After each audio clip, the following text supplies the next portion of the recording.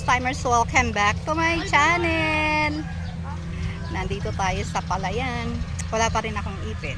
Nandito kami sa may bukid. Kasama ko sila kasi nga nagpapaani. Ang lamig, masarap dito. Tahimik lang, mga manok lang yung maririnig mo.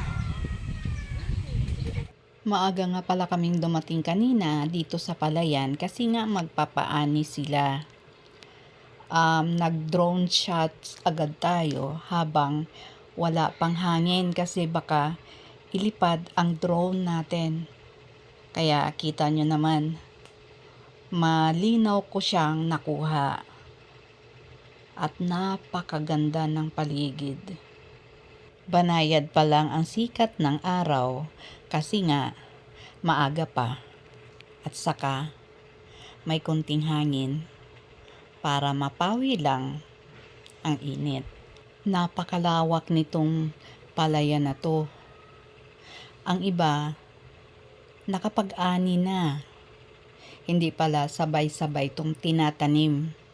At sabi nila, kapag ganitong panahon, kapag summer, sulong daw ang ani.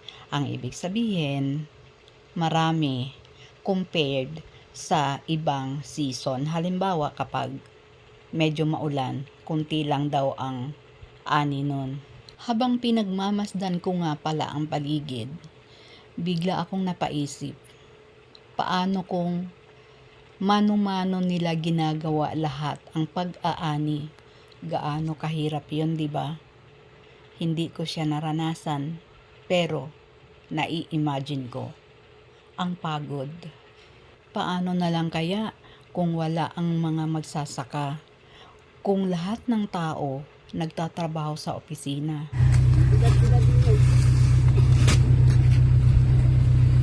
Dito pala sa Palayan, may maraming mga daga na pwedeng kainin kasi malinis naman daw sila, kaya ito pinag-uusapan namin.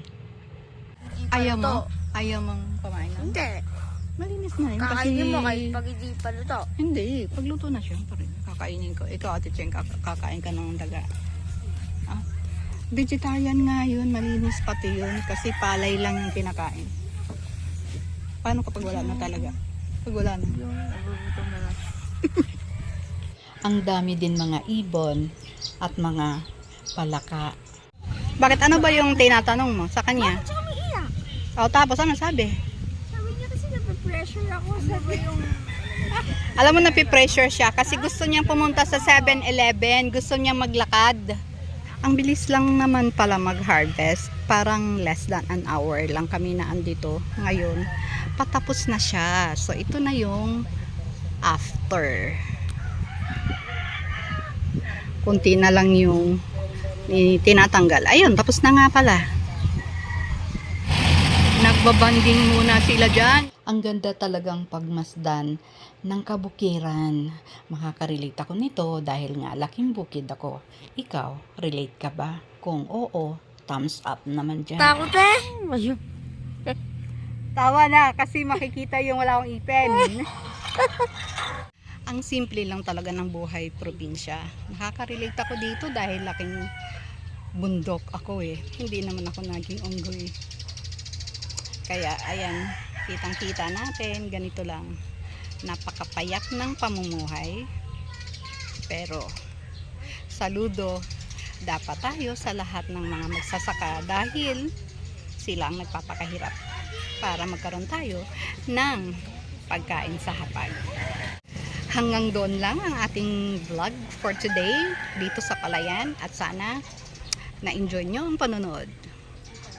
Until next time, have a good one. Bye!